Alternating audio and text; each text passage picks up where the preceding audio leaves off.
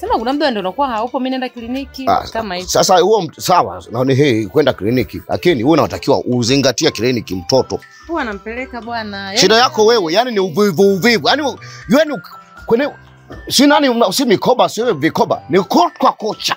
Badala ukae utulie uangalie familia yako, upeleka kliniki. Lakini ni kuzurura mara huko mara. Hivi ngoja nikuze mume wangu. Yaani wewe uwezi tu mkaamka siku umeshinda vizuri, mnapiga mnacheka ili as a family. Tutakuwa tunagombana kila siku. Nimeshakwambia huwa nampeleka jamani. Sasa upelekaji huo wa mara moja.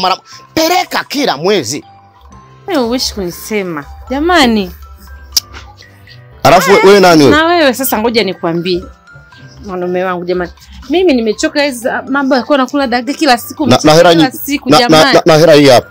Wewe nani mchukue leo? Kila siku dagaa.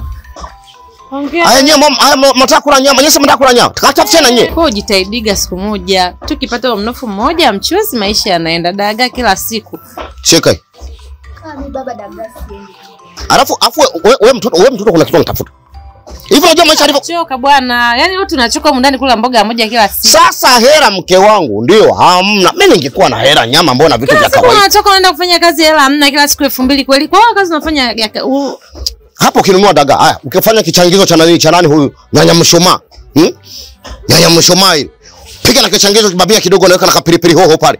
Unanyonyeza pale na pilipili mbuzi.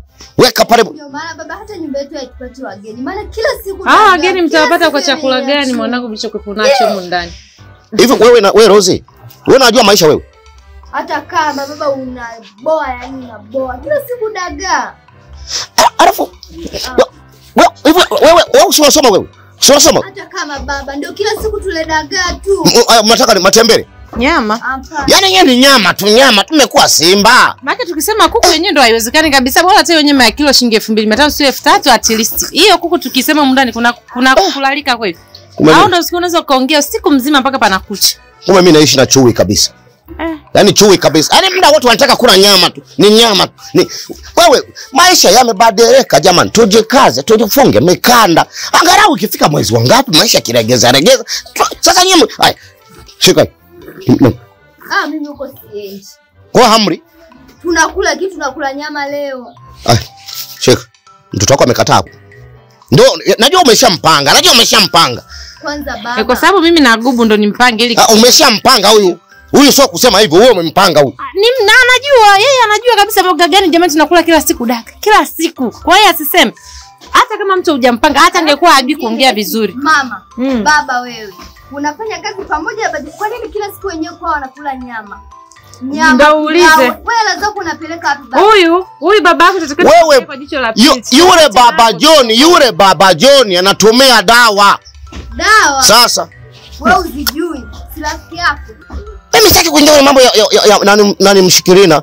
Sitaki kabisa. Yeye endelea mshirikina wake. Wewe una enjoy tunapokula sisi hivi. Wewe ukute tunapotokaga mwenzetu. Acheni. Sasa jamani. Uweze hata kumhurumia mtoto. Maziwa sina kwa sababu unakula vyakula vireleki.